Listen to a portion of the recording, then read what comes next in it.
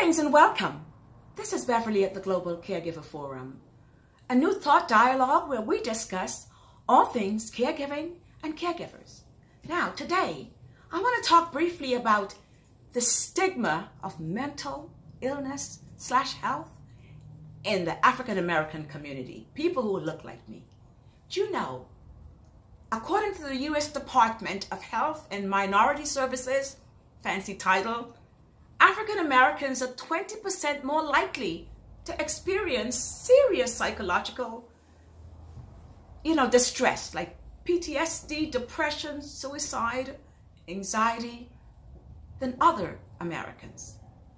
Disproportionate rates of poverty, I believe joblessness, marginalism in some instances, and of course, exposure to violence, especially at very young ages, are a major factor.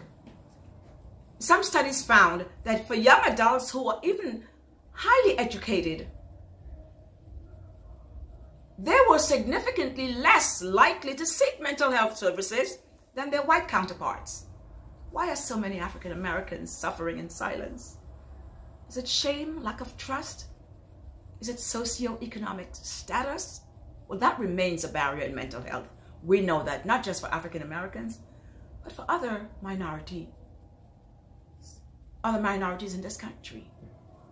I know some of the reasons that are preventing African Americans from getting the proper health care, whether it's medical health care, mental health care.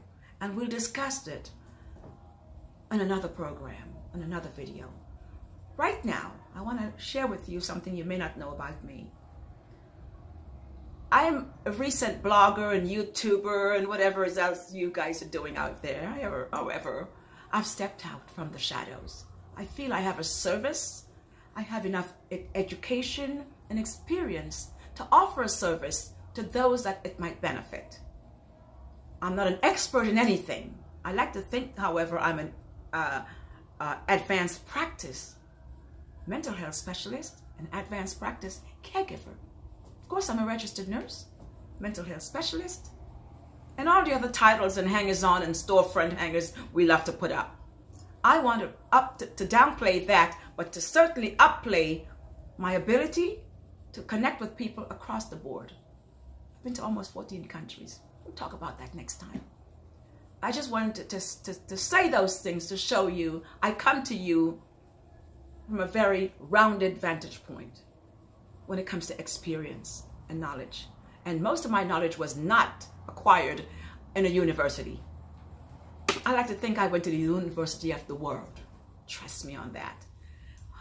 There's a lack of information and a misunderstanding about mental health in the African American community. There's a lot of mistrust. I bet that many African Americans and their grandparents would have told them. Plus, it's across social media. It's in books and libraries of all the medical mistreatment of African American men and women, the Tuskegee syphilis trial. There's a lot of medical abuses that was put upon African Americans, amongst other abuses. But that's not what we're harboring on today.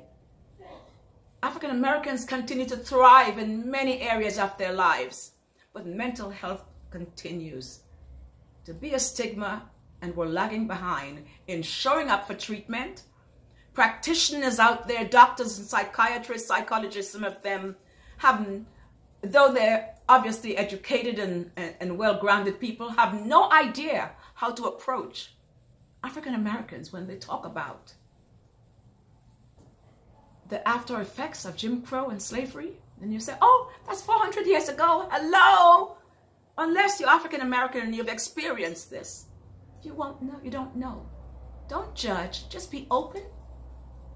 And listen, we have African American psychologists and mental health professionals. I'm not sure what is it we're needing. Do we need to go back to more barber shops and churches? No, it's not gonna. It hasn't worked before. I tell you what, though, we are insanely addicted to this celebrity gossip and celebrity entertainment. We're insanely addicted to worshiping people who are just humans, like our $1 million basketball and football and all these sports figures that we worship and put on a pedestal because they look like us. They may look like us, don't mean they're your brother.